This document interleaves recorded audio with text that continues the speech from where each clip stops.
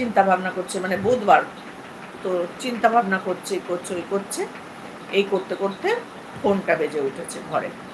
তো বড় ভাই গিয়ে ফোনটা ধরেছে, ধরে বোনের শ্বশুরবাড়ি থেকে ফোনটা এসছে যে, "আপনারা তাড়াতাড়ি আসুন। কালকে রাত্রিবেলায় আপনার বোন হঠাৎ করে খুব অসুস্থ হয়ে পড়ে এবং আমাদের ডাক্তার ডাকতে ডাকতেই মাঝরাত মানে ভোর রাত্রিরের দিকে মারা যায়। প্লিজ আপনারা তাড়াতাড়ি আসুন। রাত্রিবেলা বলে আপনাদেরকে আমরা ফোন করতে পারিনি। আপনারা তাড়াতাড়ি আসুন।" মানে ওর দাদার হাত থেকে ফোনটা মাটিতে পড়ে গেছে। বলছি, "কি মানে কি বলছেন, কি বলছেন?" কি করতে করতেই হাত থেকে মাটিতে ফোনটা পড়ে গেছে। আর ফোনে তখনও বলে যাচ্ছে, "আপনারা সবাই একটু তাড়াতাড়ি চলে আসুন। আপনারা প্লিজ একটু তাড়াতাড়ি চলে আসুন।" মানে মানে ওই আওয়াজটা কিন্তু সবাই শুনতে পাচ্ছে। ফোনে যে বলছে, রিসিভারটা তো এরকম ঝুলছে, সেখানে বলেই যাচ্ছে।